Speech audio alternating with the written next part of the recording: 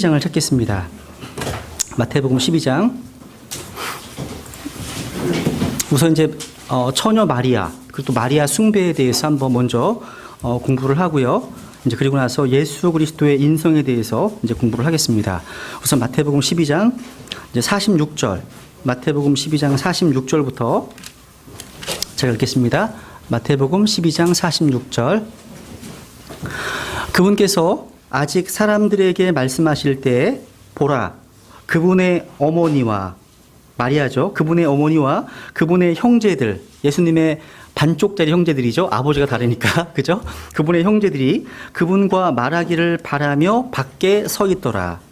그때 한 사람이 그분께 이르되 보소서, 선생님의 어머니와 선생님의 형제들이 선생님과 말하기를 바라며 밖에 서 있나이다 하거늘 그분께서 자기에게 말한 사람에게 응답하여 이르시되 누가 내 어머니냐 누가 내 형제들이냐 하시고 손을 내밀어 자기 제자들을 가리키며 이르시되 내 어머니와 내 형제들을 보라.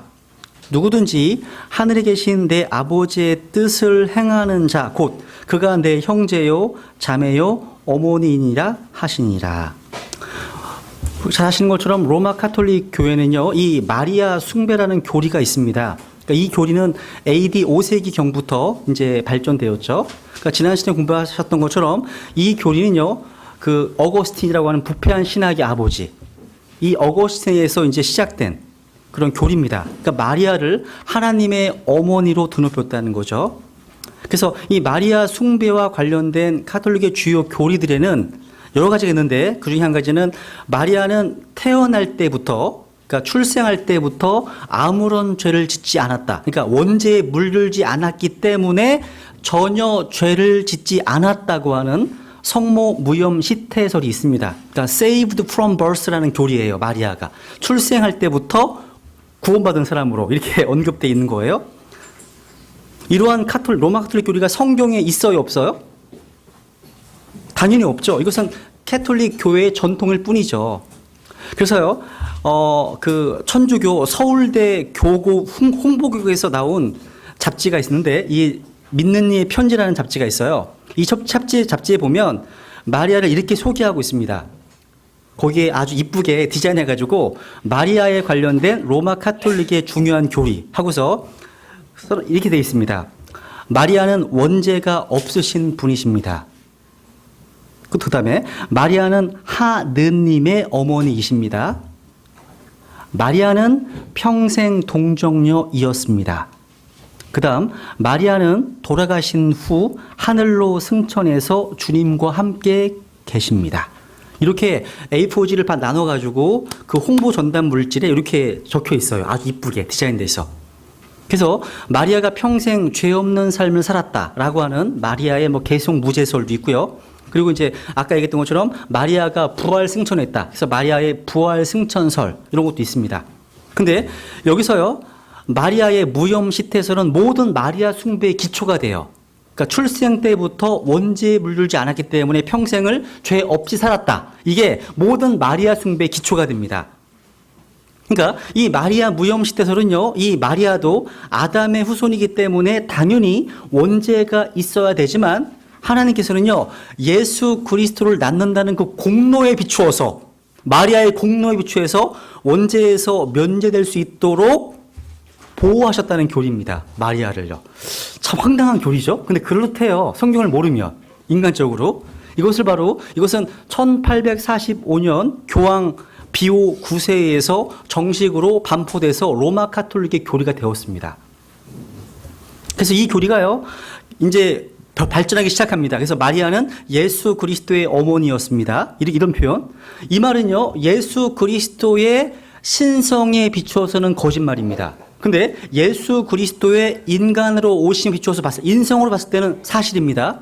이따 설명해 드리겠습니다. 그리고 그리스도는 하나님이십니다. 그렇기 때문에 마리아는 하나님의 어머니이십니다. 그러므로 마리아는 자신의 아들에게 영향력을 끼칠 수 있습니다. 그래서 우리는 마리아에게 기도해야 합니다. 이렇게 나가는 거죠. 교리 자체가. 그러니까 예수님은 굉장히 좀 무서운 분이고요. 마리아는 되게 따뜻한 어머니처럼 되게 좋은 분으로. 그러니까 이 로마 캐톨릭의 교리를 공부하다 보면요, 뭘 느껴지냐면 계속 반복적으로 우리에게 암시하는 것은 성경에서는 주 예수 그리스도를 드높입니다. 그분을 높이잖아요. 근데 그 높여야 될 예수 그리스도를 빼고요. 그 자리에 마리아를 자꾸 넣는다는 인상을 받는 거죠. 이게 굉장히 심각한 거예요. 아마 로마 가톨릭 교회 그 신자들이 마리아요, 마리아요 계속 기도하잖아요. 9번이나. 예수님은 한 번 하는데. 아마 하늘에 있는 마리아 되시는 분이 굉장히 괴로울 것 같으세요. 근데 이 마리아는 되게 훌륭한 분이셨거든요. 믿음에 아주 훌륭한 본을 남겼던 분이십니다. 근데 어쨌거나 이 마리아 숭배와 연관되어서 한번 정리를 할 필요가 있습니다. 성경은요, 죄가 없는 분으로 언급된 유일한 분이 누구시죠? 마리아가 아니에요. 예수 그리스도께서 죄를 알지도 못하였고 죄를 범치도 않으셨고요. 죄와 상관없는 분이십니다. 예수님만이. 그죠? 근데 마리아가 죄 없는 그런 사람이 아니죠. 그죠? 예수님을 제외하고 성경에서 어느 누구도 죄 없다라고 말씀하시는 경우가 없습니다. 우리가 지난 시간에요. 누가복음 1장에 보니까 마리아가 자기 스스로 자기의 죄인됨을 인정하는 거 기억나십니까? 마리아에게도 세이비어 구주가 필요했던 죄인이었어요. 자기가 원죄가 없다면, 죄가 없다면 구주 때문에 왜 기뻐합니까? 왜 찬양합니까? 그죠? 그러니까 자기도 구원자가 필요한 죄인이라고 고백하고 있는 것입니다. 그래서 이 마리아도 다른 사람들처럼 구원받을 필요가 있었다는 거죠. 구주가 필요한 죄인이었다는 거죠. 그죠? 그래서 여기 마태복음 12장에서 보셨던 것처럼요, 이 마리아가 또 형제들과 더불어서 예수님을 이제 뵙기를 청했을 때 예수님께서 하신 말씀이잖아요. 예수님께서는 이 자기 어머니가 왔을 때 축복을 받은 여인을 모셔두리라 이렇게 말씀하지 않으셨습니다. 어떻게 하셨습니까? 누구든지 하나님의 말씀 그 뜻을 행하는 사람은 마리아와 똑같다고 대답하셨습니다. 다른 게 아니에요. 다른 사람들과 비교해서 뭐 뛰어난 그런 게 아니라는 거죠. 그러니까 특별히 마리아를 받아들이지 않았다는 겁니다. 그리고요, 이 마리아는요, 누가복음 11장도 한번 보겠습니다. 누가복음 11장. 다른 신자들보다 더 높여지지 않았습니다. 이 마리아는요, 누가복음 11장.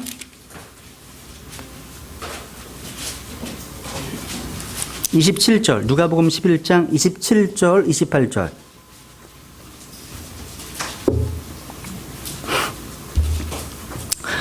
그분께서 이것들을 말씀하실 때 무리 중에서 어떤 여자가 목소리를 높여 그분께 이르되 당신을 뵌 태와 당신이 빤 젖이 복이 있나이다 하거늘 그분께서 이르시되 그러하다.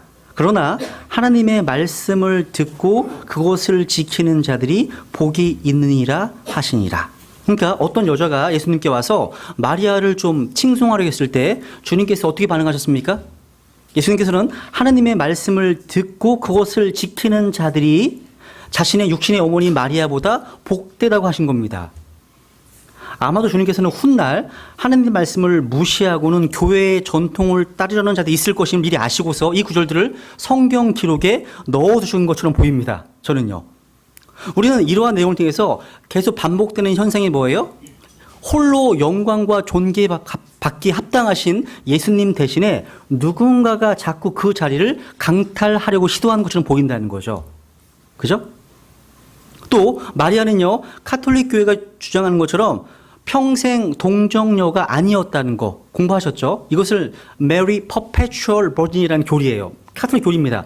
평생 동정, 영원한 동정녀. 이 교리입니다.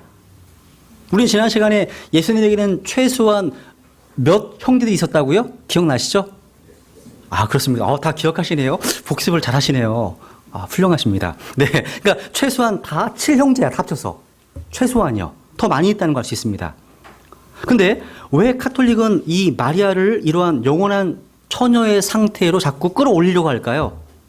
로마 카톨릭의 마리아와 구약 시대에 숭배되었던 이교도의 여신들 사이에는 굉장히 비슷한 점이 있습니다. 여러분, 여기 교회에서 출판한 그 책 중에 2개의 바벨론은 좀 어려우시더라도 좀 읽어두세요. 이게 로마 카톨릭 교리와 이 바벨론적인 로마 이교도의 여신과 얼마나 비슷한지를 알 수가 있는 책이거든요. 그러니까 자신들의 어떤 카톨릭 교회가 숭배하는 마리아가 사실은 성경에 나오는 마리아가 아니라 이교도들의 여신과 일치함을 이걸 보여주면 상당히 당황합니다. 당황해요. 우리 성경 신자들은요, 기록된 말씀을 그대로 믿으시면 돼요. 주의 말씀은 처음부터 참되며 말씀하시죠.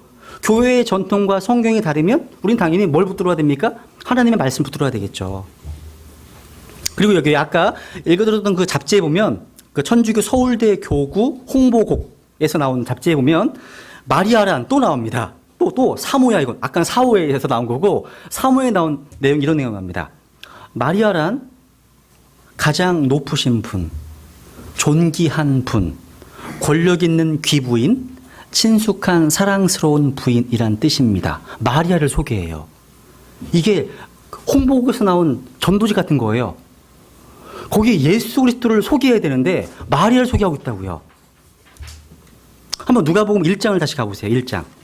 이 마리아는요, 여인들 가운데 복받은 자였습니다. 누가복음 1장 42절.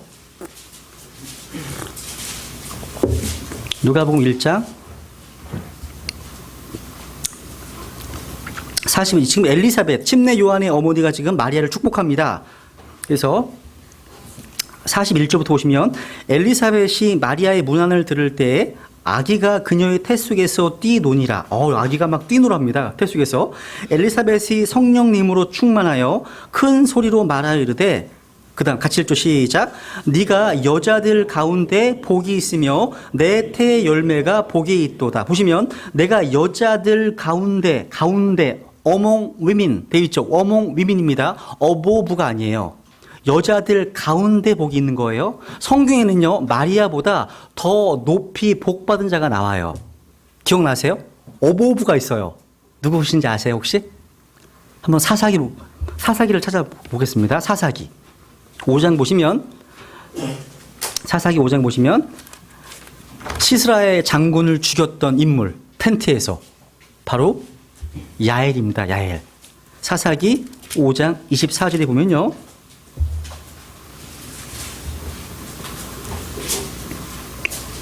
24절 같이 읽죠. 사사기 5장 24절 시작. 겐 족속 헤벨의 아내 야엘은 다른 여인들보다 복을 받을지니 그녀가 장막에 거한 여인들보다 더 많이 복을 받으리로다. 여기 보시면 장막에 있는 여인들보다 할 때 이게 above 하고서 women in the tent입니다. 그러니까 장막에서 여인들보다 above 위에 있는 거예요. 아까 마리아는 어머 여인들 한 가운데 있는 인물인데 이 야엘은요, 그 위에 있다고 되어 있죠? 왜 그렇습니까? 야엘은요, 뱀의 머리를 상하게 하기 위해서 이 땅에 돌아오실 예수 그리스도의 아내로서 그리스도의 신부를 예표하기 때문입니다. 여러분, 구원받은 사람이라면 마리아가 누가복음에서 받은 복보다 더 큰 복을 받으셨습니다. 왜? 우리는요, 천상에 있는 하늘에 속한 모든 영적인 복을 주셨다고 되어 있습니다. 근데 그 복들을 믿음으로 많이 누리는 크리스찬이 있고 굉장히 궁핍한 크리스찬이 있는 거예요.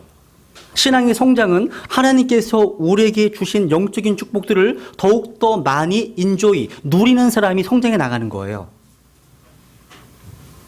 그래서 우리가 사실은 구원받는 순간 우리에게 215가지의 변화가 있다고 성경에서 말씀하시는데 구원받을 때 그거 아셨어요? 모르죠.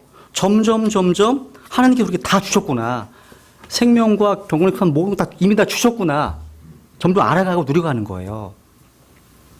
그래서 여기 1장, 다시 누가복음 1장에 보세요. 1장 28절도 나와요. 누가복음 1장 28절.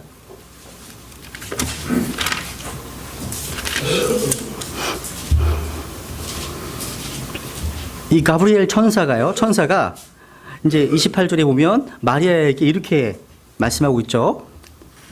그 천사가 들어가 그녀에게 이르러 말하되 크게 호의를 입은 자여 평안할지어다. 주께서 너와 함께 하시니 네가 여자들 가운데 복이 있도다 하매. 똑같이 말씀하시죠. 여자들 가운데 복이 있습니다. 마리아가요. 그러니까 만약에 로마 가톨릭 교회의 교리처럼 마리아가 다른 모든 인류보다 더 뛰어난 하늘의 여왕, 모든 만물의 어떤 여신처럼 그렇게 가리키는 것이 성경에 맞다면 예수 그리스도께서 부활 승천하신 다음에 기도하기 위해서 제자들이 함께 모였을 때 마리아도 함께 있을 수 없었어요? 있었죠. 사도행 1장에 나오잖아요. 같이 있었습니다. 근데 거기에 마리아에게 어떤 하일 메리 뭐 어떤 마리아에게 인사를 하거나 또 유다를 대신해서 사도로 뽑을 인물을 뽑을 때 마리아에게 물어보지 않았습니다. 그러니까 특별한 문제가 아니었다는 거죠. 그죠? 사도 바울은요, 이때 이후로는요, 신약 성경에 전혀 언급되지 않아요. 마리아가요. 단지 사도 바울이요, 마리아라는 이름을 언급조차 하지 않고 단지 예수 그리스도께서 이 땅에 오시기 위해서 육체적인 그릇으로 인식할 때에만 언급했습니다. 여자에게서 나시고 이렇게 말씀하시죠. 여자에게서. 이름 언급하지 않습니다. 그러니까 마리아는요, 자신이 죄가 없었기 때문에 복이 있는 것이 아니라 그녀는 구주가 필요했고 그분을 믿었기 때문에 복이 있는 것입니다. 그게 순서예요. 또 마리아에 대한 또 다른 교리가 뭐냐면 마리아는요, 천지의 여왕이랍니다. Queen of all things라는 교리가 있어요. 이게 카톨릭 교리예요. 그러니까 카톨릭에서는요, 마리아가 죽을 때 주님께서 그 마리아를 저 하늘로 끌어올리시고 그녀에게 천지의 여왕, 천지의 여왕, 마치 얼음 왕국인가요? 거기에 I am the king 막 그러잖아. 고립된 왕국에서 뭐 이런 얘기 하잖아요. 그런 것처럼 천지의 여왕이라는 칭호를 주셨다고 주장하는 거예요. 근데 이러한 표현은요, 성경에 나오는 게 아니라 인간이 만든 표현이에요. 천지의 여왕? 와, 말도 안 되죠. 그러니까 성경은 전혀 그런 교리를 가르치고 있지 않습니다. 오히려 그러한 가르침을 책망하죠. 여러분, 예레미야 44장에 보시면 우리는 하늘의 여왕으로 불려진 거짓 여신에게 경배하는 행습을 보게 되는데 이것이요, 하나님의 맹렬한 진노를 불러일으켰음을 보게 됩니다. 한번 예레미야 7장을 가볼게요. 예레미야 7장부터.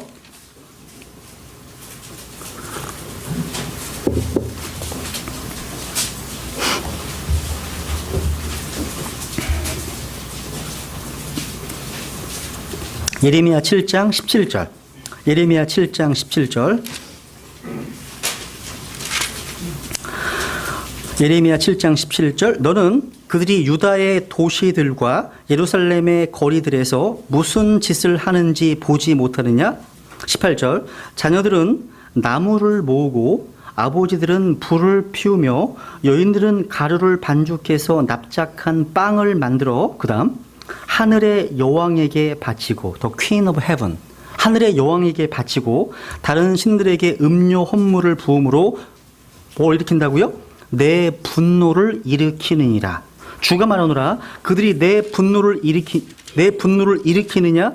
그들이 스스로 자기 얼굴에 혼동을 일으키지 아니하느냐? 컨퓨전, 혼란스러운 거예요. 다시 보세요. 44장도 볼게요. 왜 이 사람들은 하늘의 여왕이라 불리는 거짓 여신들이 경배했을까요? 이것은 그들에게 내려왔던 전통이었어요. 44장 보세요. 예레미야 44장. 이 내용도 그 두 개의 바벨론에 잘 나와 있으니까요, 참고해 보시면 좋을 것 같고요. 예레미야 44장 17절. 예레미야 44장 17절. 그러니까 16절에 보면 내가 주의 이름으로 우리에게 이른 그 말에 관하여는 우리가 내 말에 귀를 기울이지 아니하고, 하나님의 말씀은 다 무시한 거예요. 다 버린 거죠. 17절. 무엇이든지 우리 입에서 나가는 것을 반드시 행하여 우리가 행하던 대로, 밑줄, 우리가 행하던 대로예요. 이러한 잘못된 행습, 관습이 있었다는 뜻이에요. 우리가 행하던 대로, 곧 우리와 우리 조상들과 우리 왕들과 우리 통치자들이 유다의 도시들과 예루살렘의 거리들에서 행하던 대로 하늘의 여왕에게 분향하고 그 여왕에게 음료 헌물을 부으리라. 그때는 우리가 양식을 풍성히 소유하고 일이 잘 되어 아무 재단도 보지 아니하였으나 우리가 하늘의 여왕에게 분향하고 그 여왕에게 음료 헌물 붓는 일을 그만둔 뒤부터는 우리에게 모든 것이 부족하고 우리가 칼과 기근으로 소멸되었느니라 하면서 이런 얘기를 하는 거야. 지금요, 계속해서 이런 얘기를 하는 겁니다. 그러니까 이 카톨릭 교도 마찬가지예요. 하나님을 경록해 하는 이 교도들의 그 동일한 종교 의식을 물려받은 거예요. 똑같습니다. 여기도 마찬가지죠. 우리는 예수 그리스도를 선포하고 예수 그리스도를 가르치고 예수 그리스도를 드높이려고 하는데, 캐톨릭은 예수님을 끌어내리고 마리아를 드높이려고 애쓴다는 겁니다. 우리를 위해서 자신의 생명을 내어주시고 십자가에서 끔찍한 고통을 당하신 예수 그리스도께서 어찌해서요? 그저 죽을 수밖에 없는 한 여자에 의해서 대치되고 무시당할 수 있습니까? 이게 말이 됩니까? 카톨릭은요, 주님께서 마리아를 천지의 왕비의 반열로 드높였다고 주장하지만 성경은 하늘의 여왕을 섬기는 것은 하나님을 경록케 한다고 선언하십니다. 우리는 어느 쪽 선택해야 되겠습니까? 당연히 하나님의 말씀이죠. 하나님께서 예수 그리스도를 드높이셨거든요. 성경은요, 마리아를요, 예수님의 어머니라고 기록되어 있어요. 잘 보세요. 한번 요한복음 2장 보세요. 요한복음 2장. 요한복음에서 마리아가 제일 처음으로 언급된 곳이에요. 여기가요. 요한복음에서. 요한복음 2장 보세요. 한번. 2장 1절. 셋째 날 갈릴리 가나에서 혼인잔치가 있어 예수님의 어머니도 거기 있었고 예수님과 그분의 제자들도 혼인잔치에 초대를 받았더라. 되어 있죠. 여기 예수님 마리아가 처음으로 언급되어 있는 곳이에요. 근데 여기에 뭐라고 되어 있습니까? 예수님의 어머니라고 되어 있죠. 그러니까 요한복음에서는 마태복음 1장, 2장이나 누가복음에서 기록된 내용이 없어 빠져 있어요. 그 처음 나오는 곳이에요. 그 세부적인 것들 안 나오죠. 근데 예수 그리스도의 신성을 가르치고 있는 요한복음에는 지금 제일 처음 나온 곳이 이 부분이에요. 이 부분이에요. 한번 정리해 보세요. 그러니까 흥미로운 것은요, 요한복음에서 처음으로 언급되는 마리아는요, 오늘날의 로마 카톨릭 교도들이 무시하고 순종하지 않는 명령을 하고 있습니다. 마리아 말을 들어야 된다면, 그들이 들어야 된다면 들어야 돼요. 여기에 5절 보세요. 중요한 말을 하고 있습니다. 5절 같이 읽게요. 시작. 그분의 어머니가 종들에게 이르시되 그분께서 너희에게 무엇을 말씀하시든지 그대로 해라. 그분께서 예수 그리스도께서 너희에게 무엇을 whatsoever 무엇을 말씀하시든지 do it 하라는 거예요. 그런데 어떠한 카톨릭 교도들도 그렇게 안 합니다. 어떠한 교황도 그렇게 안 해요. 마리아가 시켰는데 왜 안 하죠? 웃기는 일이죠. 그죠? 웃기는 일이죠. 또 마태복음 1장이나 2장 보면 다시 다 그의 어머니라고 언급하고 있습니다. 그러니까 예수 그리스도께서 하나님으로서의 어머니가 아니라 예수 그리스도께서 사람의 아들로 오신 인성과 관련해서 예수님의 어머니입니다. 이걸 잘 비교하셔야 돼요.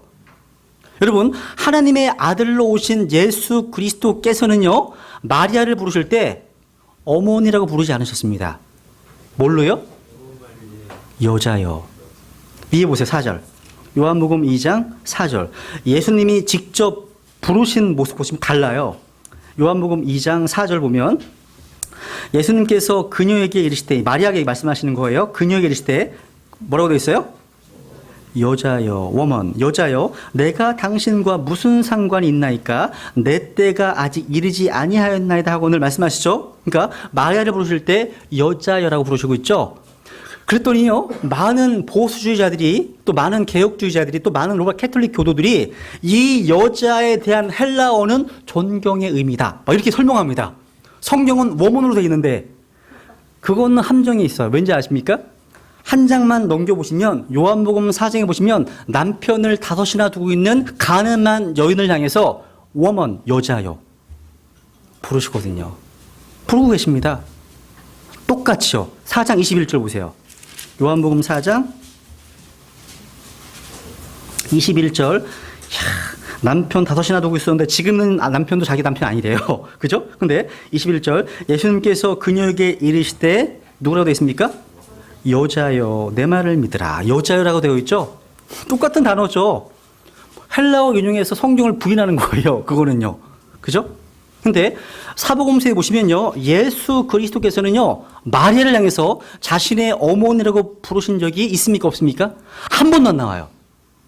한 번도 안 나옵니다. 사복음서에서 직접 언급한 적이 없습니다. 요한복음 19장 26절도 마찬가지예요. 십자가에서 어머니를 요한에게 위탁하죠. 그때도 여자라고 말씀하십니다. 그런데 카톨릭에서는 뭐라고 얘기합니까?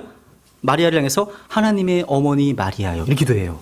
하나님의 어머니 마리아요. 야, 전혀 성경과 너무 다르죠? 그리고 그리스도만이 우리의 중보자십니다. 근데 카톨릭에서는 마리아가 10억 명이나 되는 성도들의 기도에 응답한대요.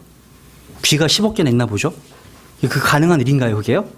한번 디모데전서 2장을 보죠. 그래서 이게 마리아는 기도의 응답자다. 이런 교리가 있어요. 기도의 응답자 마리아 이런 교리가 있는데 성경은 예수 그리스도만이 우리의 중보자라고 말씀하시죠. 그죠? 디모데전서 2장 5절. 디모데전서 2장 5절. 한 하나님이 계시고 하나님과 사람들 사이에 한 중재자가 계시니 곧 사람이신 그리스도 예수님이시라. 보시면 하나님과 사람들 사이에 누가 있다고요? 2명 있다고요? 1명 있다고요? 한 분이 있죠. 한 중재자가 있습니다. 카톨릭 교회에서는요, 카톨릭 신자들로 하여금 동정녀 마리아에게 기도할 것을 명하고 있습니다. 성경 어디에도요, 결국 사람들로 하여금 마리아에게 기도하도록 가르치지 않고 있다는 거죠.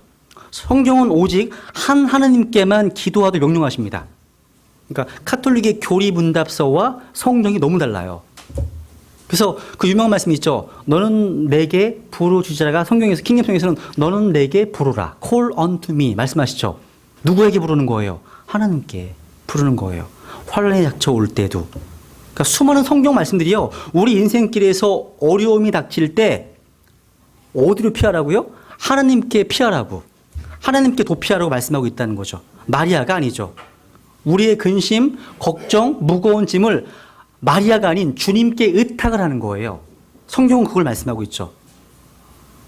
그리고요, 마지막 하나만 더 볼게요. 마리아가 구원합니까? 마리아가 Mary saves라는 교리가 또 있어요.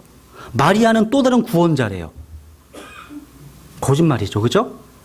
성경은 마리아가요, 인류의 구원 사역과는 아무런 상관이 없어요. 그죠? 성경기는 오직 예수 그리스도만이 구원을 줄 수 있는 유일한 분으로 계시하고 있죠. 하늘 아래에서 예수님 이름 위에는 다른 이름을 주신 적 없으세요. 구원받기 위해서. 그죠? 예수님만이 유일한 길이시잖아요. 그래서 구원을 위해서 예수 그리스도만을 의탁해야지 마리아에게 또 의탁하면 지옥입니다. 이게 말이 잠깐 애매모호한데요. 예수 그리스도만을 의지해야 돼요. 구원은요. 근데 예수 그리스도도 믿고 마리아도 믿으면 예수님 믿는 것이 아닙니다. 항상 강조하지만 우리가 예수님 믿는다고 구원받는 거 아니에요. 예수님에 대해서 올바르게 믿으셔야 돼요. 올바르게. 예수님에 대한 바른 것을 믿으셔야 되는 거죠. 근데 로마 캐톨릭 성도들도 예수님 믿는데요. 근데 그와 더불어서 마리아도 믿어요. 그거는 예수님 믿는 게 아닙니다. 아니에요. 예수님만이 유일한 구원주를 믿으셔야 구원받겠죠. 그죠? 이렇게만 정리하시면 될 것 같고요. 두 번째로 그러면 이제 예수 그리스도의 인성에 대해서. 예수님은 육신으로 나타나신 참 하나님이실 뿐만 아니라요. 그분은 여인의 씨로 오셨고 처녀 마리아에게서 나신 다윗의 씨로 오셨습니다. 그래서 참 사람이십니다. 그러니까 He is true God, 참 하나님이시고요. 그분은 perfect man입니다. 완전하신 인간이십니다.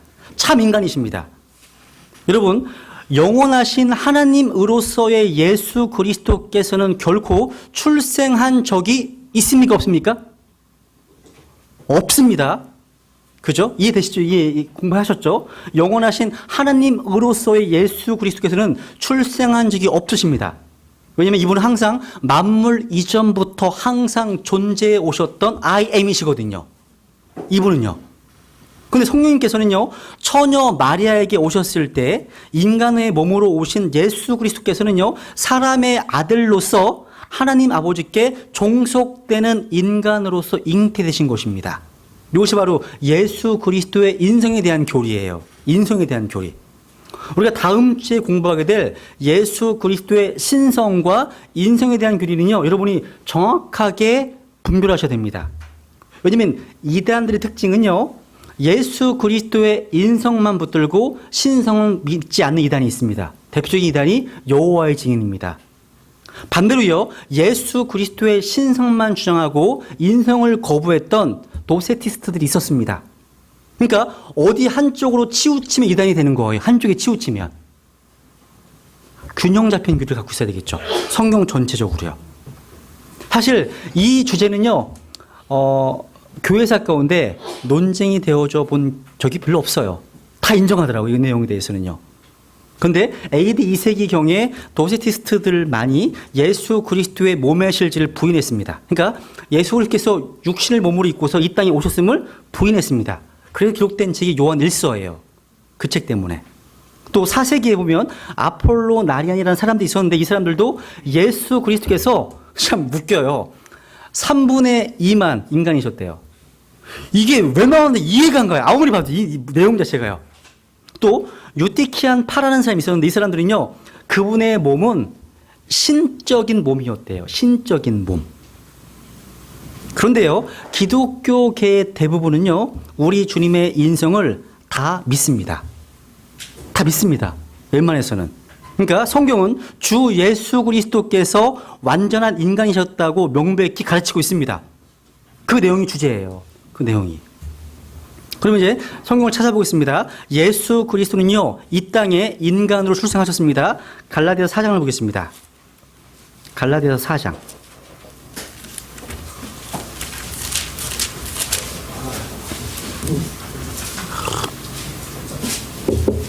4장 4절 같이 읽죠. 시작.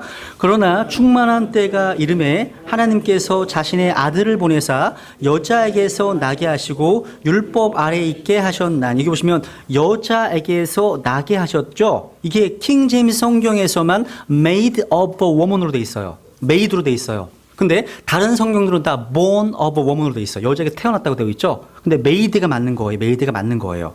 이게 요한복음 1장 14절을 적어놓으세요. 여기다가요. 나게 하셨다는 말에 요한복음 1장 14절. 말씀이 육신이 되어 메이드로 돼 있죠. 육신이 되어 우리 가운데 거하심에. 그러니까 이러한 관주들을 다 무너뜨려 버리는 거예요. 바꿈으로 인해서요. 메이드가 맞다는 거죠.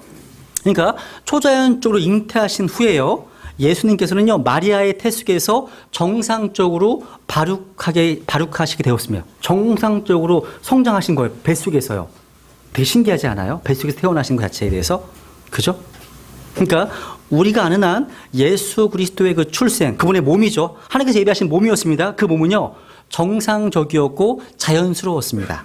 누가복음 2장을 보세요. 한번. 누가복음 2장. 누가복음 2장 5절. 그냥 뭐 잉태한 후에요, 바로 나신 게 아니에요. 마리아도 배가 나왔어요. 배가 불룩 튀어나왔어요. 정상적으로 성장해 나간 거죠. 2장 5절 보시면 자기의 정혼한 아내 마리아와 함께 조세 등록을 하려 하였는데 그녀가 아이를 베어 배가 불렀더라. 이처럼 그들이 거기 있을 때 그녀가 해산할 날들이 다 참해 그녀가 자기의 맏 아들을 낳아 포대기로 싸서 구유에 뉘었으니 이는 여간에 그들을 위한 방이 없었기 때문이더라. 그러니까 똑같이 우리 인간이 태어난 것과 똑같은 방식으로 태어나신 거예요. 다만 남자의 씨가 아닌 초자연적으로 잉태되셔서.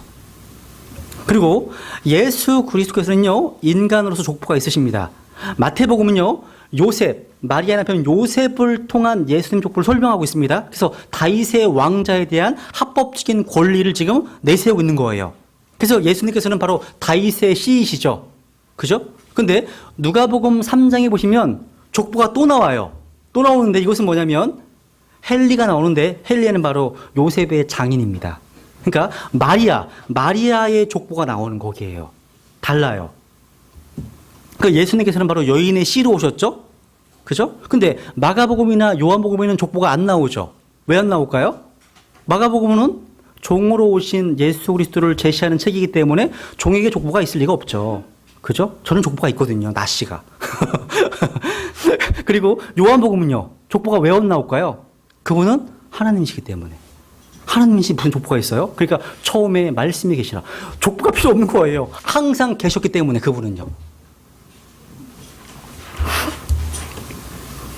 근데요, 보시면요, 예수 그리스도께서는요, 한번 누가복음 2장을 보세요. 한번 3장 가보죠. 3장.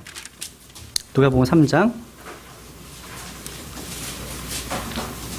예수님께서는 결코요, 자신이 요셉의 아들이라고 주장한 적이 없으세요. 보세요. 근데 그렇게 불리워졌어요. 근데 3장 23절 보세요. 누가복음 3장 23절.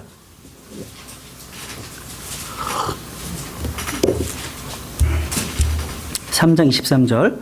비로소 예수님 자신이 30살쯤 되시니라. 사람들이 생각하기에 이분은 요셉의 아들이신데 요셉은 헬리의 아들이요. 되어 있죠. 여기 보시면 이분은 요셉의 아들이신데 되어 있죠. 뭐가 어떻게 누가 생각하기에? 사람들이 생각하기에 되어 있죠. as or supposed란 말이 나오죠. 그죠? 가로치고 설명도 해주셨어요.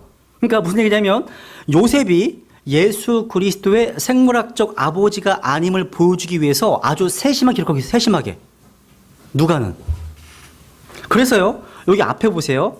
누가복음 2장 33절. 킹제임스 성경에서만 되어 있죠. 이게요. 2장 33절. 요셉과 아이의 어머니는 그가 아이에 관하여 말한 그 일들로 인해 놀라더라. 밑줄 치세요. 요셉과 아이의 어머니. 이게 킹제임스 성경. 그러니까 오늘날 출간되는 성경들에서는요, 예수 그리스도의 처녀 탄생이라는 이 중요한 교리를 공격하기 위해서요, 이걸 바꿔놨어요. 어떻게? 그의 아버지와 그의 어머니라고. 그러니까 요셉과 그 아이의 어머니가 아니라요, 그의 아버지와 그의 어머니라고 되어 있어요. 그런데 예수님께서는요, 같은 장, 누가복음 2장에서요, 요셉이 자기의 아버지가 아님을 말씀하셨습니다. 보세요. 49절. 누가복음 2장 49절. 그분께서 그들에게 이르시되 어찌 나를 찾으셨나이까? 내가 반드시 내 아버지 일을 해야 함을 알지 못하셨나이까? 하시니라. 여기서 나와 있는 my father가 누굽니까? 하나님이십니다. 하나님이세요. 근데 오늘날 많은 근본주의자들, 보수주의자들이요, 48절에서 마리아가 이렇게 얘기를 합니다. 48절. 그들이 그분을 보고 놀라며 그분의 어머니는 마리아는 그분께 이르되 아들아 내가 어찌하여 우리에게 이렇게 하였느냐? 보라. 그 다음 네 아버지와 내가 근심하며 너를 찾았노라 하매. 지금 마리아가 요셉을 예수님의 아버지로 불렀죠. 그죠? 불렀죠. 그런데 보세요. 그런데 지금 그것을 지금 예수님께서는 바로 잡으시고 계신 거예요. 그러니까 성경은 요셉을요, 그리스도의 아버지라고 부르지 않으려고 세심하게 기록되어 있는데, 이는 예수님께서 마리아를 자신의 어머니라고 부르지 않는 것 같습니다. 그래서 49일에 바로 얘기하시는 거예요. 내가 내 아버지 일, 그러니까 요셉이 자기 아버지가 아닌 거예요. 바로 잡으신 거예요, 지금. 어머니를요. 또 41절 보시면요. 이 부분. 성령께서요, 요셉과 마리아를요, 그의 양친이라고 부르셨습니다. 양친. 페어런즈, 부모님이라고요. 보세요. 이제 그분의 양친은 해마다 6월절이 되면 예루살렘에 갔더라. 지금 요셉과 마리아를 그분의 페어런츠, 부모님이라고 부르고 있죠. 양친. 근데 성경에서는 이 페어런츠라는 단어가요, 문자 그대로의 아버지가 아니라 뭐 계부, 스테파더나 양자 삼으신 아버지로 또 언급되기도 합니다. 잘 구분하셔야 돼요. 성경은 아주 세심하게 구분하고 있다는 거죠. 그러니까 누가복음 2장 33절에서 요셉과 아이의 어머니, 킹제임스 성경만 바르게 되어 있는 것이에요. 이해가시죠? 무슨 얘기인지? 그 다음 예수 그리스도께서는요, 정상적인 인간의 발달 과정을 경험하셨습니다. 그러니까 다른 아이들과 마찬가지로요, 유아기, 소년기, 청년기, 성인기 다 거치셨습니다. 그러니까 정상적인 인간의 성장의 법칙들에 순종하셨다는 거예요. 2장부터 40절. 누가복음 2장 40절 보시면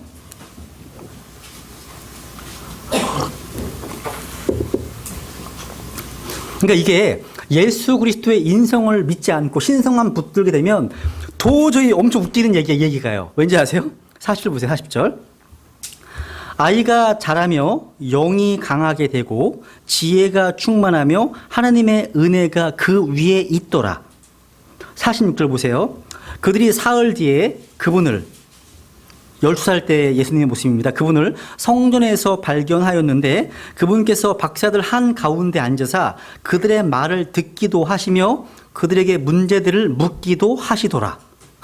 또 51절 보세요. 51절. 그분께서 그들과 함께 내려가사 나사렛에 이르러 그들에게 복종하시더라. 그러나 그분의 어머니는 이 모든 말씀을 마음속에 간직하니라. 52절 예수님께서는 지혜와 키가 자라며 하나님과 사람에게 더욱 호의를 입으시니라. 여기 재미난 사실은요. 51절과 52절은요. 예수님께서 12살부터 30세까지 사역하실 때까지의 예수 그리스도의 생애에 관련된 유일한 구절이에요. 18년 동안의 기록이 이 두 구절밖에 안 나와요. 그러니까 성령님께서는요. 18년 동안의 이 기간을요. 성경에서 의도적으로 다 삭제시키셨습니다. 그러니까 하나님께서 빼신 것은 그 이유가 있으신 거예요. 성경에서 하나님께서 뭔가 덧붙이시잖아요. 이유가 있으신 거예요. 우리로 하여금 알기를 원하지 않으신 것들은 빼신 겁니다. 그런데 오늘날 신학교에서 역사적 예수에 대한 서칭이 지금 진행되고 있거든요. 이 당시 30세 이전의 예수 그리스도의 행적에 대해서 연구합니다.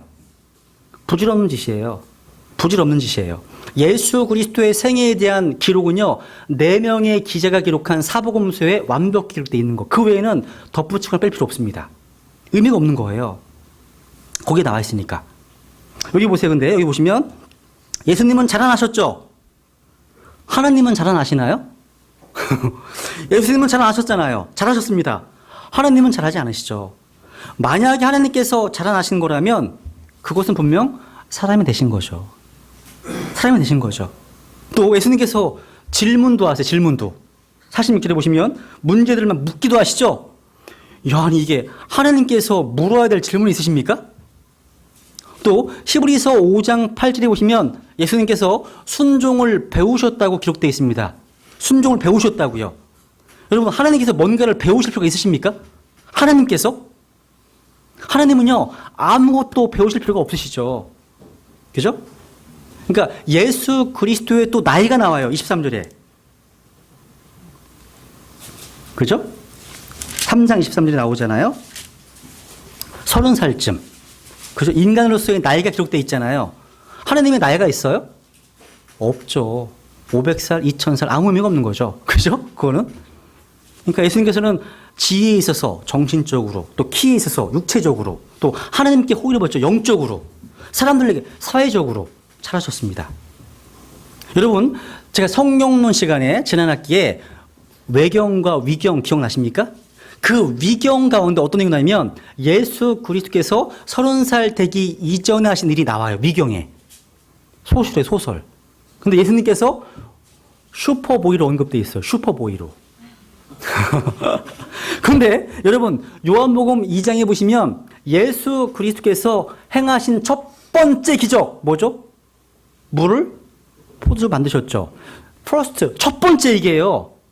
그 전에 슈퍼보이로 언급된 위경은 거짓이죠. 이해되시죠? 그죠?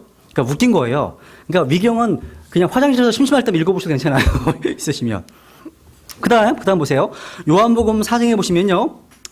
찾지 마세요. 예수 그리스도께서는요, 인간의 어떤 그냥 보통의 모습을 가지고 계셨어요. 모습 자체가. 유대인처럼 생기셨어요. 유대인처럼.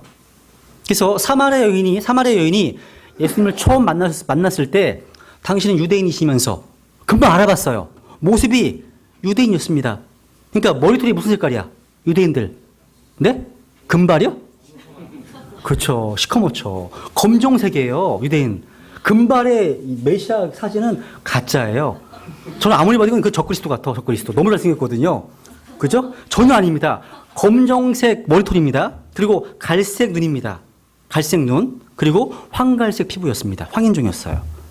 성화에 보면 예수님에 대한 그림이 무려 확인된 것만 195개가 있어요. 다 달라요. 흑인도 있어요. 흑인도 있습니다. 그러니까 성경에 게시되어 있는 예수님과 다른 예수예요. 다른 예수. 속으시면 안 되죠. 여러분 그분은요. 외적으로 외모에 있어서요. 그렇게 매력적이지 않으셨습니다.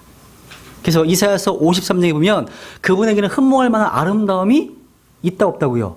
없습니다. 자신감 가지셔도 돼요. 다들 너무 잘생기셨구나. 그죠? 우리가 보면요. 이 마치 성막을 보면요. 성막의 겉모습은요. 회색빛 텐트에 불과해요. 겉에 봤을 때 우중창해요. 별로 들어가고 싶지가 않아. 별로요. 근데 그 안에 들어가는 게 어때요? 영광 가운데 금으로 막 화려해요. 청색, 자색, 주홍색, 갈색뺀 고실 막 그냥 너무 아름답지 않아요? 들어가니까? 마찬가지예요. 예수 그리스도의 겉모습은 볼품 없었지만요. 그분 안에는 신격의 모든 충만함이 거하신 분이셨습니다. 하나님의 영광의 광채십니다. 완벽한 분이세요. 너무 아름다운 분이세요. 그래서 예수님을 알면 알수록 더 사랑하게 됩니다. 더 알고 싶어집니다. 그분과 교제하면 할수록요, 더 교제하고 싶어져요. 그래서 내가 알고 있는 예수 그리스도를 여러분이 아는 만큼 간증할 수 있고 아는 만큼 전도할 수 있는 거예요. 여러분이 알고 있는 구주가 어떤 분이신지 다른 사람 소개할 수 있으세요? 그분의 머리털, 눈, 손, 발. 솔로몬의 아가 오제에 보면요, 술람미 여인이 예수 그리스도의 머리털부터 다 상세하게 묘사하고 있죠. 얼마나 깊이 있게 사귀었으면. 마찬가지예요. 여러분과 우리 구주 예수 그리스도의 관계가 가까우면 가까울수록 그분을 증언할 수 있습니다. 간증할 수 있습니다. 그게 되는 거예요, 마땅히요. 그죠? 근데 맨날 얘기할 게 없으면 그 이상한 거예요. 문제가 있는 거죠. 그죠? 그리고요, 그분의 외모가 보통. 만약에 진짜 성화에 나오는 아름다운 그런 외국인의 모습이었다면요, 가룟 유다가 배반할 때 내가 키스하는 분이 저분이라고 알려줄 필요가 없어요. 아무도 못 알아봤어요. 섞여 있을 때 내가 키스하는 그분이 그분이죠, 이렇게 설명하잖아요. 그러니까 외모가 보통이신 거예요, 그분은요. 그리고 얼마나 고생을 많이 하셨는지 33살 때의 모습이 50대로 보이셨잖아요. 50대로. 그리고요, 그러니까 이제 종교 작품에서 나와 있는 그런 모습이 성경과 다르다는 거죠. 그죠? 이것은 예술가들이 예수님을 본 적이 없기 때문에 그렇게 그린 거예요. 사람의 상상력에서 나온 것 뿐이라는 거죠. 그리고 우리는 더 이상요, 그분의 모습을 알 필요가 없어요. 왜? 한번 볼까요? 고린도후서 5장을 보세요. 고린도후서 5장. 예수님의 육신의 모습을 우리가 알 필요가 없어요.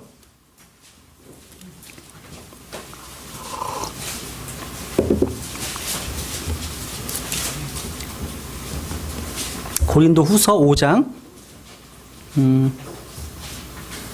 16절 보세요. 고린도후서 5장 16절. 그러므로 이제부터는 우리가 아무도 육신을 따라 알지 아니하노니 참으로 우리가 그리스도를 육신을 따라 알았으나, 왜? 봤거든요, 바울은. 이제부터는 그분을 더 이상 그같이 알지 아니하노라. 그같이 알 필요 없어, 이제. 그같이 알 필요가 없는 거예요. 성경 말씀하시잖아요. 그 다음 보세요. 이제 그 다음 D. 예수님은 긴 머리가 아니셨습니다. 이게 성경 신자들 사이에 약간 논쟁이 있어요. 근데 이 내용은요, 그 네이빌 리건이 쓴 글을 약간 제가 인용한 건데요. 보시면 우리 주님께서는요, 히피처럼 보이지 않으셨습니다. 왜냐면 우선 하나 볼게요. 예수님의 머리 길이를 말씀드리는 거예요. 고린도전서 11장 보세요. 11장. 고린도전서 11장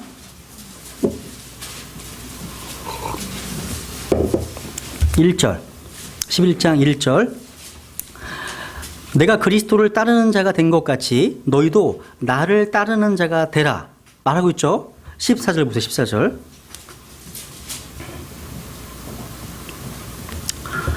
만일 남자가 긴 머리를 가지면 그것이 그에게 수치가 되는 것을 본성 그 자체도 너희에게 가르치지 아니하느냐.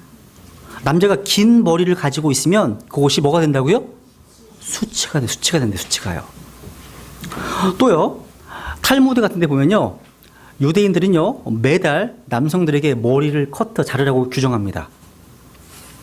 또 고고학적으로 마찬가지예요. 고고학적으로도요, 로마 당시에 그 유대인들이나 그런 사람들이 그 반신상을 보게 되면 남자들이 짧은 머리를 하고 있습니다. 성경에서 남자가 긴 머리가 있을 때마다 문맥을 잘 보면 항상 그것은 표준이 아니었어요. 표준이 아니었습니다. 여러분, 삼손 머리 길었죠. 나시린의 선을 했죠. 나시린의 기간 동안에 머리를 깎을 수 없어요. 없습니다. 그럼 서원 계내 끝나면 깎을 수 있다는 뜻이죠. 그리고 다윗의 아들이었던 압살롬 어떻게 죽었어요? 머리가 걸렸어, 나무에. 공중에 붕 뜬 거야. 바닥이 없어. 이건 신왕자 심판을 묘사해주는 그림이거든요. 근데 머리 때문에 걸려있죠. 그러니까 뭐냐면 표준이 아니라는 거예요. 또 요한계시록 9장에 보면요, 이 땅 속에서 어떤 이상한 초자연적인 메뚜기들이 올라오죠. 머리가 길어요. 머리가 길어요. 그러니까 어떤 분들은요, 예수님께서 나시린이었기 때문에 긴 머리라고 주장합니다. 근데 예수님은 나시린이 아니셨어요. 나사렛 사람이셨죠. 나시린이 아니었어요. 달라요. 다른 거라는 거죠. 이게 중요해요. 머리 길이가 중요해요. 왜냐면 어떤 사람들은 에이, 마음을 보시지 외모를 보시겠어요? 사람은 외모를 보고 우리가 낳아준 너의 중심 마음을 본다 말씀하시잖아요. 그런데 여러분, 하나님은 외모를 보십니다. 외모 보세요. 이거는요, 겉모습에 영향을 받지 않으신다는 뜻이죠. 하나님께서는 우리의 외모에, 겉모습에 충분히 관심이 있으십니다. 성경에 말씀하세요. 신명기 22장 5절에 보면요, 남자가 여자의 옷을 입는 것이 어바모네이션, 너무 가증하대요. 이렇게 말씀하세요. 가증하대. 가증하다고 얘기해요. 가증하다고. 그러니까 유니섹스 옷 같은 거, 또 남자가 여자 옷을 입는 것, 또 호모, 레즈비언 이런 것들 하나님께 가증한 거라고 말씀하십니다. 또 하나님께서는요, 잠언 7장 10절에 보면요, 어떤 옷을 창녀의 옷이라고 부르십니다. 창녀의 옷이라고요. 만약 여러분이 창녀처럼 옷을 입고 창녀처럼 행동하고 창녀처럼 말하고 행동하면 대부분 사람들은요, 창녀라고 생각할 겁니다. 그래서 겉모습이 어떤지 중요한 거예요. 하나님 보실 때, 아, 저런 여자는 창녀구나. 창녀의 옷을 입은 여자 나오잖아요. 보시는 거예요. 그러니까 우리의 믿음은요, 사람들에게 드러나는 우리의 어떤 행실로 입증되는 거예요. 세상의 패션은 사라지죠. 사라집니다. 그래서 너무 세상 패션에 민감할 필요 없으세요. 그죠? 한번 누가복음 22장을 볼까요? 예수님께서는 나시린이 아니셨어요. 나시린은요, 민수기 6장에 보시면 포도와 관련된 열매를 먹을 수가 없어요. 그런데 누가복음 22장에 보시면 나시린에게 금지된 포도나무 열매를 예수님께서는 드셨어요. 주의 만찬 때. 드셨죠. 또 나시린은요, 죽은 시체와 접촉할 수 있어 없어요? 없습니다. 근데 죽은 시체를 만드셨어요. 예수님께서요. 마가복음 5장 때 보시면. 나시린이 아니신 거예요. 여기 누가복음 22장만 확인해 보죠. 뭐. 22장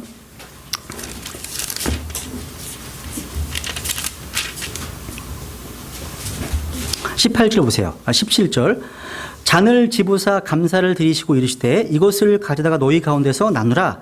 내가 너희에게 이르노니 하나님의 왕국이 임할 때까지 내가 포도나무 열매에서 난 것을 마시지 아니하리라 하시니라. 드셨어요. 드셨습니다. 근데 어떤 분들은 예수님께서 유대인이셨기 때문에 peculiar people, 독특한 민족 유대인이었기 때문에 긴 머리라고 생각하십니다. 그런 구절들이 있어요. 성경에. 근데 뭘 얘기를 하냐면 레위기서 19장 한번 확인해 볼게요. 넘어가죠. 이 말씀을 인용합니다. 그러니까 성경 신자들 내에서도 약간의 논란이 있습니다. 근데 레위기 19장 보세요. 레위기 19장 27절. 항상 이 말씀을 인용합니다. 예수님께서 긴 머리셨다. 왜? 모세 율법 하에서 19장 27절 28절 보세요 한번. 이 말씀 때문에 너희 머리카락을 둥글게 깎지 말며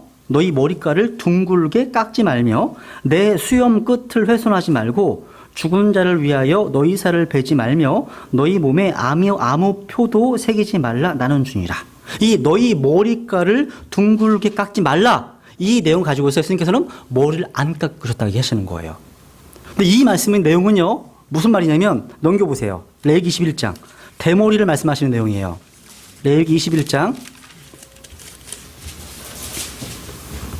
5절 보세요. 그들은 머리를 대머리로 만들지 이게 제사장에게 주시는 지침이거든요.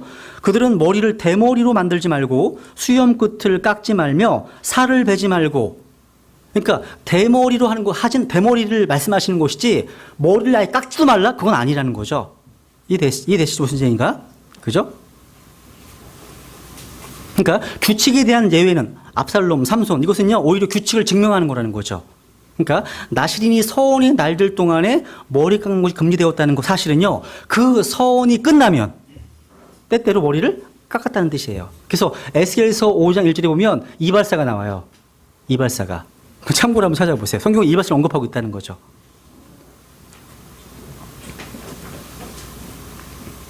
그다음에 이제 네 번째, 예수 그리스도께서는요 새 부분으로 된 인간 본성을 지니셨습니다. 그러니까 예수님께서는요 몸이 있으셨습니다. 몸이 body, 감각을 의식할 수 몸이 있으셨다는 거죠. 그러니까 성령님께서는요 요한의 손을 움직이셔서 그 당시에 예수님께서는 문자적인 몸이 아니었다라고 주장하는 도세시스트를 답변하십니다. 이 사람들은요 육신은 죄악된 것이기 때문에 예수님께서 육신의 몸을 입고 오셨다? 이거 불가능하다. 이렇게 믿는 거예요.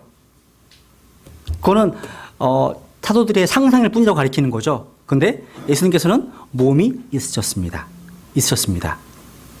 그러면요, 제가 물어볼게요. 예수 그리스도의 그 피지컬한 몸, 물리적인 몸은요, 여러분과 저의 몸과 동일할까요? 그분은 똑같이 살과 피를 입고 오셨습니다. 근데 여러분의 몸 피와 똑같을까요? 만약 다른 부분이 있다면 어떤 부분이 다를까요? 피만? 안 썩었으니까. 몸도 달라요? 네. 맞으셨어요. 맞으셨습니다. 역시 졸업생이 잘하시네요. 그죠? 졸업생이. 그러니까 예수 그리스도께서는요, 죄 없는 인간의 육신과 그 안에 하나님의 피를 가지고 있어요. 하나님의 피. 이게 다른 거예요. 똑같은 살과 피를 입고 모양 같지만 그분의 몸은 죄 없는 몸이셨어요. 그리고 그분의 피는 하나님의 피였다는 거죠. 그 다음에 예수 그리스도께서는요, 혼이 있으셨습니다. 그죠? 그래서 십자가를 지고 가기 전에 내 혼이 굉장히 괴로워하신 것들, 복음서에서 기억하십니까? 혼? 또 예수 그리스도께서는 영이 있으셨습니다. 영. 하나님을 의식한 영. 하나만 볼게요. 누가복음 23장. 성경 말씀 안 찾는 것들은요, 한번 집에 가서 찾아보세요. 누가복음 23장 46절.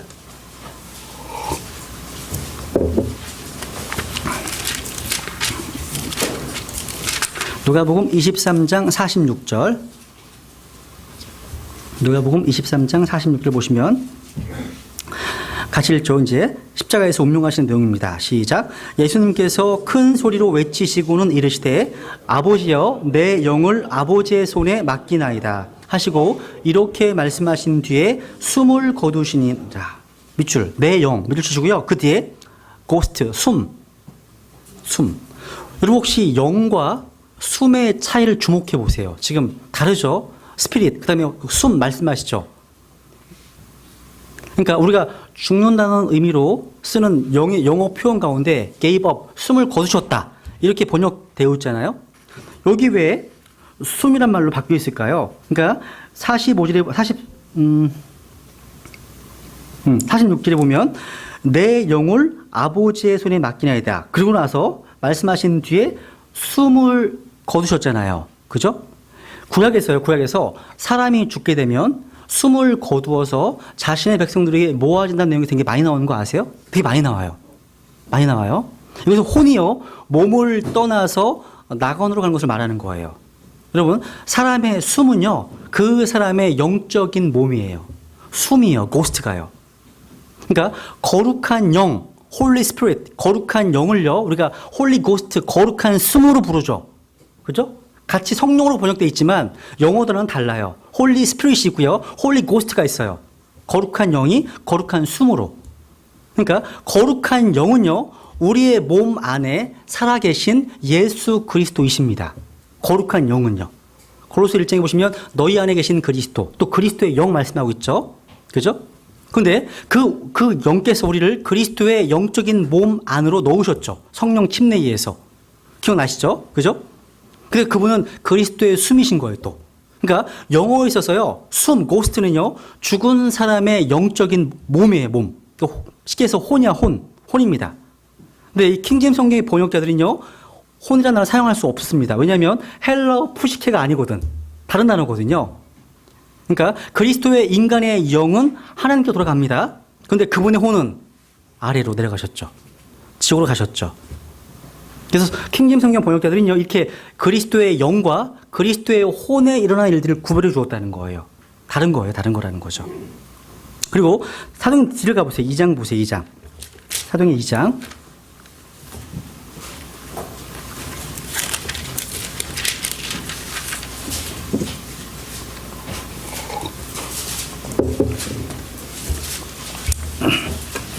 사도행전 2장 27절. 예수님에 대한 예언이잖아요. 그죠? 이는 주께서 내 온을 지옥에 남겨두지 아니하시고 주의 거룩한 자가 썩음을 보지 아니하게 하실 것이기 때문이니이다. 말씀하시죠? 그죠? 그러니까 여기 보시면 예수님의 혼은 낙원에 갔다가 지옥으로 내려가셨습니다. 그분의 영은요, 죽으셨을 때 아버지께로 돌아가셨습니다. 아버지께로 바로. 그러니까 이것은 바로 예수님께서도요, 삼위일체의 한 분으로 참여하신 것 외에도요, 평범한 인간과 같이 영과 혼과 몸이 있음을 말씀하시는 거예요. 그죠? 어렵지 않습니다. 그 다음 이제 다섯 번째, 예수 그리스도께서는요, 인간의 한계사항들이 복종하셨습니다. 그러니까 신체적인 한계들을 경험하셨다는 거죠. 사람이 되셨기 때문에. 그러니까 인간으로 오셨기 때문에 이런 한계를 경험하신 거예요. 그래서 보시면 어렵지 않습니다. 그냥 읽어만 드릴게요. 예수님께서는 피곤함을 경험하셨죠. 요한복음 4장 6절에 보시면. 여러분, 지치고 피곤해 하시는 하나님의 모습을 상상할 수 있습니까? 이사야서 40장에 보시면 하나님은 결코 피곤해하지 않으십니다. 근데 예수님께서는 피곤을 느끼셨고 앉아서 쉬셨습니다. 이게 인성이야, 인성. 이걸 구분하시지 않으면 여호와의 증인처럼 예수님은 하나님의 피된 신으로 주장하는 것. 그들은 인성에 대한 말씀을 찾아서 가르쳐줘요. 이건 하나님 아니시라고요. 열등한 존재라고요. 아닙니다. 두 번째, 예수님께서 마태복음 8장 24절에 보시면 주무셨습니다. 주무셨어요. 피곤하셨어. 근데 시편 121편에 보니까 하나님은 주무시지 않으십니다. 주무시지 않으세요. 그래서 사람의 아들 오셨기 때문에 주무신 거예요. 또 마태복음 4장이나 21장에 보시면 무화과나무 같은 데 가셔가지고 배고픔을 채우시기 위해서, 그러니까 무슨 얘기냐면 배고픔을 경험하신 거죠. 근데 하나님은요, 배고픔을 느끼지 못하십니다. 모든 건 하나님 거거든요. 10편 50편에. 또 요한복음 4장에 보시면 목마름을 목말라 하셨습니다. 마실 물을 달라고 요청하시죠. 하나님께서 목마르실까요? 그런 분이 아니시죠. 또 예수님께서는 고통을 경험하셨습니다. 고통을 경험하셨습니다. 또 예수님께서는요, 죽으실 수 있으셨습니다. 만약에 이것은 예수 그리스도께서 하나님이셨다면, 하나님이시기만 하셨다면 죽지 못하십니다. 죽을 수 없으신 분이거든요. 그러니까 이것은 바로 참 인간이셨다는 결정적인 증거입니다. 증거. 만약에 하나님 아버지께서 죽으신다면 우주가 다 사라져 버릴 것입니다. 왜냐하면 성경이 만물이 그분의 말씀의 권능에 의해서 붙들려 있다고 증언하기 때문이죠.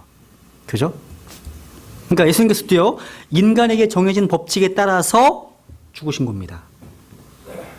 두 번째로요, 예수님께서는요, 지적인 한계를 경험하셨습니다. 도덕적인 한계를 경험하셨다는 거죠. 그러니까 예수님께서요, 뭔가 사물을 관찰할 필요가 있으셨습니다. 마가복음 11장에 보시면요, 멀리서 잎사귀 달린 무화과 나무를 보시고 혹시 그 나무에서 무엇을 찾을 수 있을까 하여 가셨으나 하나님이 다 하시는데 뭘 그렇게 하시지? 그런데 요한복음에 보니까요, 요한복음 보니까 이미 다 알고 있어요. 나다나엘이 오기 전에 그 안에 간사한 게 없다 하시면서 나에게 오기 전에 네가 무화과 나무 아래 있었을 때부터 내가 봤다 그러시잖아요. 하나님으로서는 다 볼 수 있습니다. 그런데 인간으로 오셨기 때문에 그분에게는 이런 지적인 한계를 설명하신다는 거예요. 또 히브리서 4장을 볼게요. 이건 찾아보죠. 히브리서 4장 15절.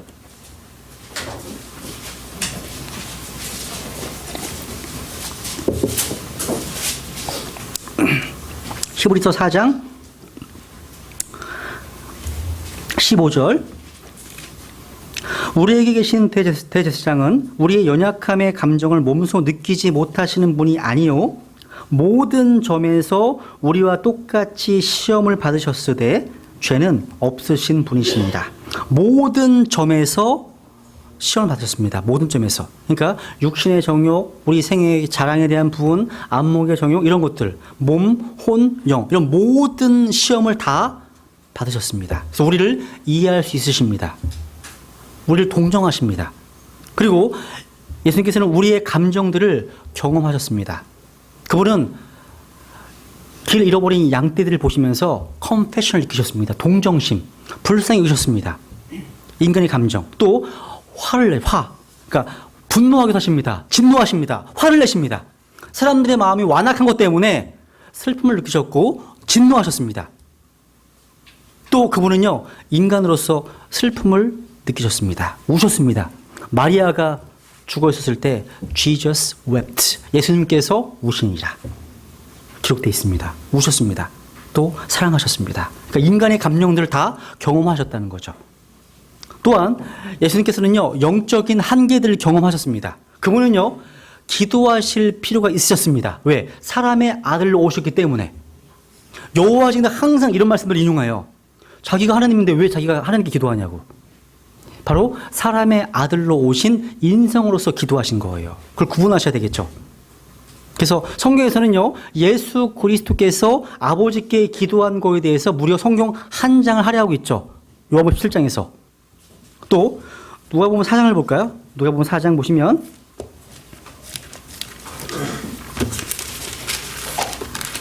누가복음 4장 1절.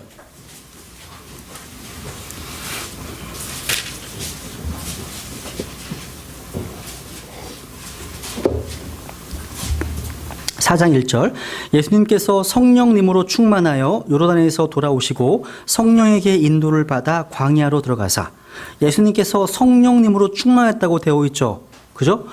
완전하신 인간이 되신 예수 그리스도께서도 성령 충만이 필요했다면 저와 여러분들에게 더 필요하지 않겠습니까?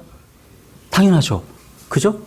우리의 본이 되시고 우리의 샘플이 되신 예수 그리스도께서 성령 충만한 가운데 막진 삶을 감당하셨죠. 똑같습니다. 우리는 더 필요하겠죠. 성령 충만이요.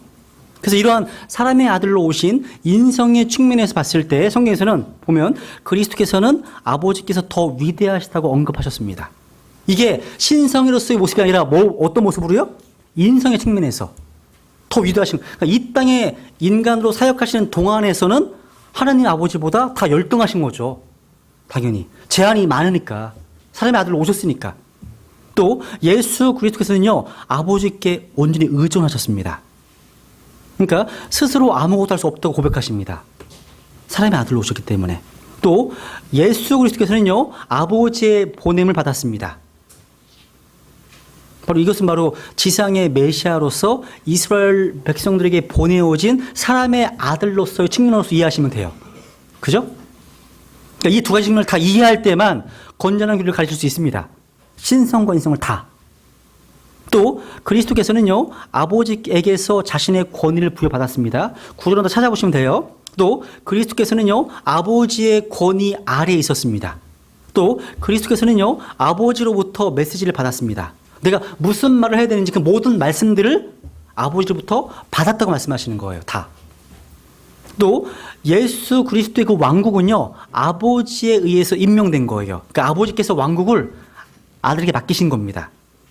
그리고 이 왕국은요, 다시 아버지께로 건네질 것입니다. 야, 그러니까 그리스도의 복종하심은요, 교회 시대가 끝나고 나서, 천년왕국 끝나고 나서 신왕자 심판에서도 아버지께 복종하시는 모습 나와 있다는 사실이에요. 이거 바로 사람의 아들로서의 측면에서 말씀하시는 거예요. 그리고 마가복음 13장 보세요. 한번 13장. 마가복음 13장.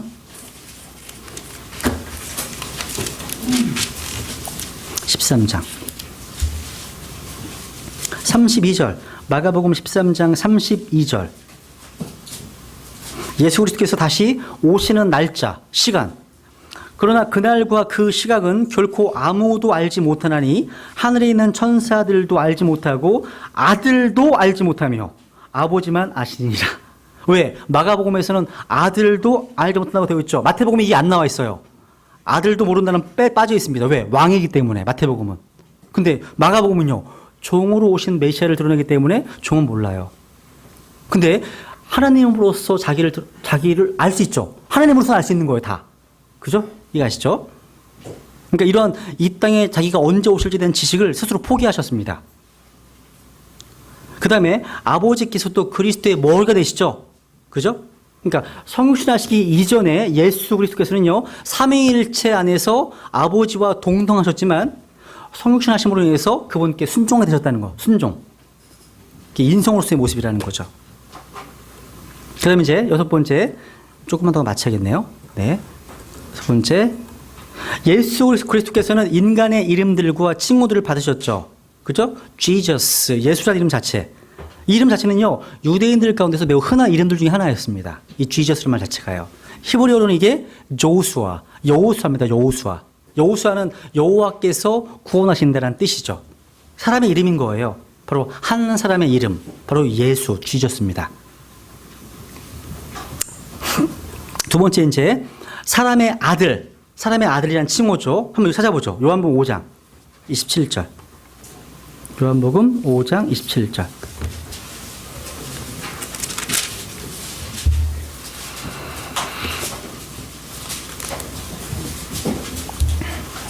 이 칭호는 좀 기억해 두셔야 돼요. 사람의 아들이라는 표현 자체는요. 요한복음 5장 27절. 또 그가 사람의 아들이므로 그에게 또한 심판을 집행할 권위를 주셨느니라. 보시면 예수 그리스도께서 뭐라고 표현됐습니까? 사람의 아들로. 이 칭호가요. 신약에서 80번 이상 사용되었습니다. 예수님 스스로 이 칭호를 약 40번 사용하셨습니다. 이것은 바로 예수 그리스도의 완전하신 인성을 나타내는 칭호입니다. 그러니까 이 표현이 나오는 이유는 뭐냐면 예수 그리스도께서는 하나님의 아들만 되시는 것이 아니라 뼈와 살과 피와 몸을 가지고 계시고 배고픔과 목마름과 피곤함을 느끼시는 사람의 아들이라는 것을 강조하기 위함인 것입니다. 여러분 사도행전 7장에 보시면 스테판이 순교하기 바로 전에 주 예수 그리스도를 보고 하늘에 있는 그분을 뭐라고 불렀습니까? 사람의 아들이라고 불렀어요. 사람의 아들이라고요. 그러니까 사람의 아들은요 메시아로서 이스라엘 민족과 관계함에 있어서요 우리 주 예수 그리스도의 칭호인 거예요. 이스라엘 민족과 연관된 칭호예요. 그렇기 때문에 성경을 꼼꼼하게 읽으시는 분들은요 사도 바울이요 단 한 번도요 자신의 서신서들에서 주 예수 그리스도를 사람의 아들이라고 부른 적이 있어 없어요? 없습니다. 한 번도 없어요. 항상 사도 바울은 예수 그리스도를 항상 하나님의 아들, 예수 그리스도, 주 예수 그리스도, 예수 그리스도 우리 주 이렇게 불렀습니다. 바울의 서신서들 가운데요 예수님을 사람의 아들로 부르지 않는 이유는요 아까 찾아봤죠. 더 이상 예수 그리스도를 육신대로 알지 않기 때문이에요. 체시하고 있는 거예요. 그러니까 우리 거듭난 크리스찬들은요 이스라엘 백성들의 유대인 메시아로서 사역하신 예수 그리스도와 관계를 맺고 있는 것이 아닙니다. 그리스도인들은요 부활하셔서 성령님을 통해서 우리 몸 안에 거하시고 하나님의 오른편에 앉아 계시는 하나님의 아들과 관계를 맺고 있는 거예요. 하나님의 아들과. 그 다음에 이제 칭호 나사렛 예수. 그 다음에 남자이신 그리스도 예수예요. 남자이신 그리스도 예수. The man Christ Jesus죠. 그리고 the second man이에요. 둘째 사람이십니다. 첫째 사람은 누구죠? 아담이죠. 그죠? 또 나사렛의 대원자로 언급되어 있고요. 또 이분은 카펜터 목수야 목수. 목수이십니다. 30세까지 직업이. 그리고 이분은 또 남자고요. 또 이분은 선생님이시고요. 그리고 나사렛 사람이십니다. 그러니까 좀 어렵진 않죠. 그죠? 다 아시는 건데요. 아시는 내용들인데 정리를 한 거예요. 그래서 예수 그리스도의 인성과 신성은요. 여러분이 잘 구분하셔야 돼요. 나중에 제가 테스트할 때 주관식으로 예수 그리스도의 인성과 신성을 논하시오. 그럼 쓰시면 돼요. 어렵지 않잖아요. 그죠? 어렵지 않죠? 네. 오늘 여기까지만 하고요. 다음 주에 예수 그리스도의 신성에 대해서 공부하겠습니다. 네, 이상입니다.